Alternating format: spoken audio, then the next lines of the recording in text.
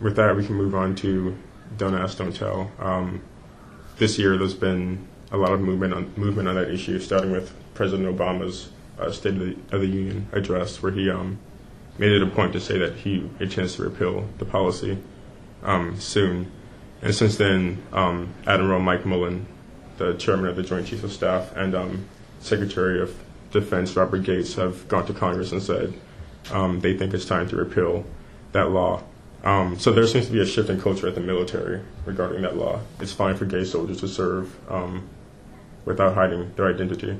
But even with that shift in culture at the military, any change in policy would have to take place through Congress.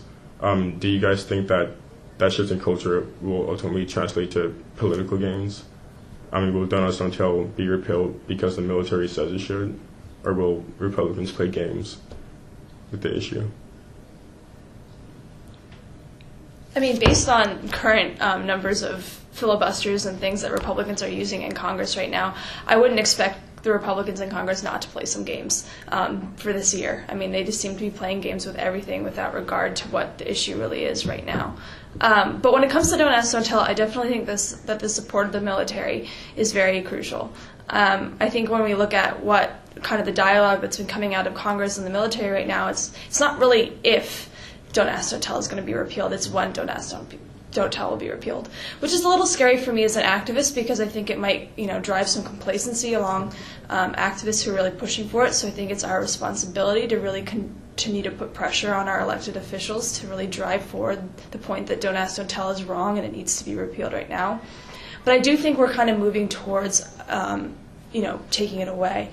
Even this last week, Secretary Gates announced that the military isn't doing as much research as it originally intended to do, and it's really kind of ready to move forward in a way that it, expects it to be a year down the line kind of thing.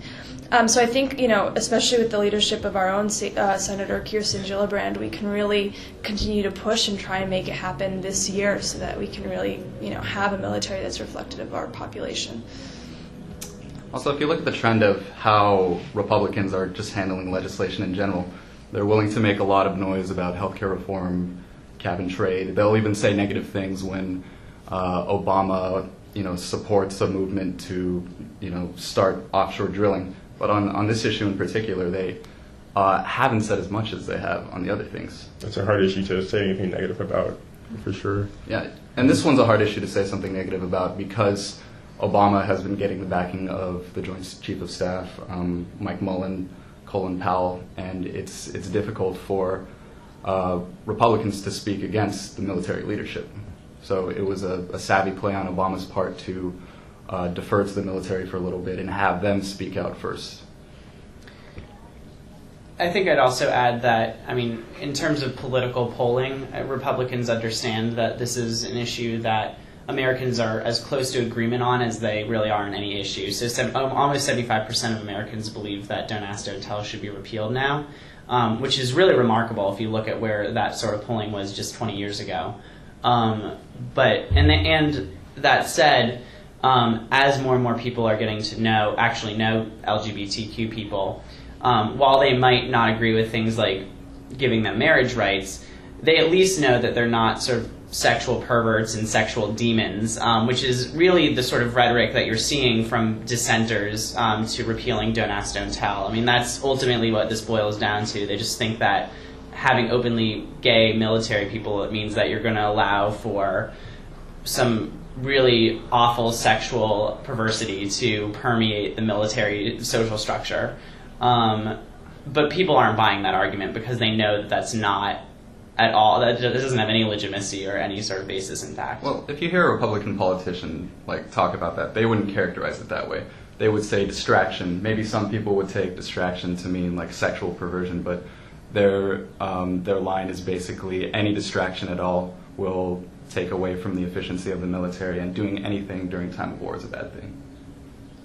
Well, there's different rhetoric that the actual elected politicians are using versus the president of the Catholic League, who I think has said that it would be perversion, that men would be raped in their bunks.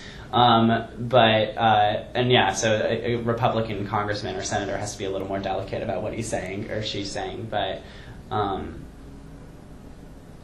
but essentially that's what the message is. If they're saying, distractions, read sex. Yeah, it's coded, definitely. And I think what Democrats who are pushing for this issue have done a pretty decent job is finally personalizing an issue in Washington. And so they're taking stories of people who have served in the military and have either served in the military openly and done very well or faced some discrimination, or those who have been discharged from the military under Don't Ask, Don't Tell. And they're taking these stories and making them public, and they're saying this is the exact things that that this law is stopping. This is the servicemen and women who are donating their time, they're dedicating their life to the military service, and that's just not something that we're willing to continue anymore. I mean, the United States has lost millions of dollars in training, new officers and service members to fill the spots of people that they have discharged under Don't Ask, Don't Tell, which just doesn't seem to make economical sense or national security sense when it comes to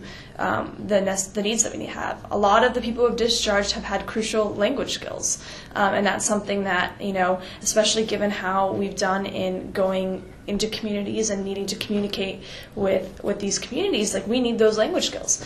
So I think that's something that the Democrats are doing a great job of, and I think the fact that there are more than 60,000 gay and lesbian service members already serving in the military is finally being highlighted. And so the kind of things that Sean was talking about the possible perversion of the military in any sense is just kind of saying, hey guys, they're already in the military. It's just whether or not they can be open and not have to rely on their superiors to not report them under Don't Ask, Don't Tell. Because some people are serving openly and their units just don't care and they're just not going to tell, which is the other half of Don't Ask, Don't Tell. What I think is interesting about this issue is that it really gives us an opportunity to support the servicemen and women. I know at a time like this, I'm personally against the war in Iraq and Afghanistan, and that oftentimes can come against or look like just against the military in general. And I think that this issue, this really human rights issue, has really captured everyone's attention, and everyone is behind it to get Don't Ask, Don't Tell repealed. And this just shows that we're in support of these servicemen and women who are being asked to hide their identities.